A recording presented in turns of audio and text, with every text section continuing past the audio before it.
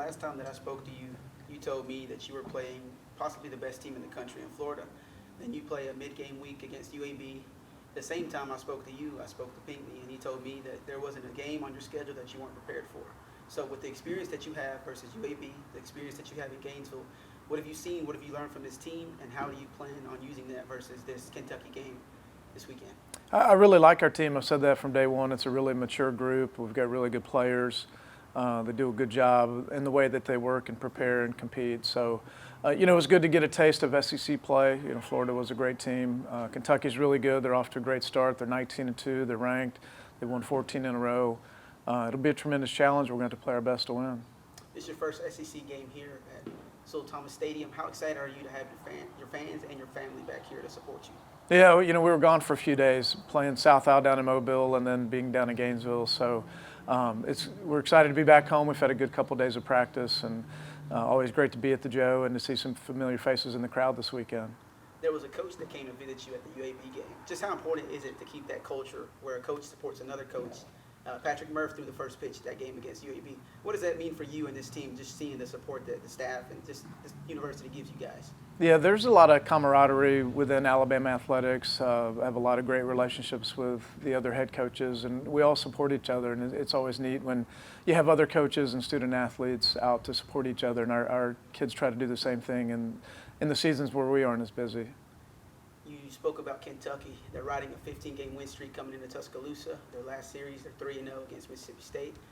What kind of challenges do they bring to this team? Well, you have to beat them. They don't give you anything. They're an older team. They throw a ton of strikes.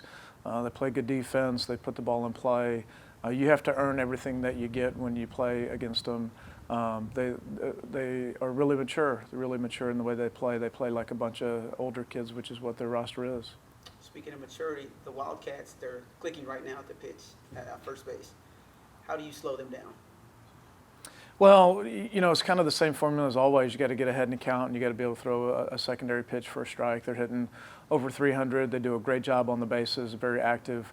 We got to do a good job of being quick to the plate and make them earn every 90 feet that they get.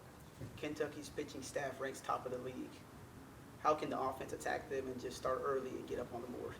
Well, we're going to have to string hits together and string at-bats together. They do a great job of throwing strikes. I feel like their staff has done a really good job of getting guys in the right roles and getting them in and out of the game, and they have a bunch of older kids that throw strikes with multiple pitches. So we're going to have to be really determined to string together at-bats, to put together a big inning.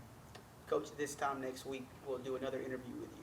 So with that being said, what do you hope to see? What do you hope this team shows you that says we belong here? What do you hope to see from them this weekend?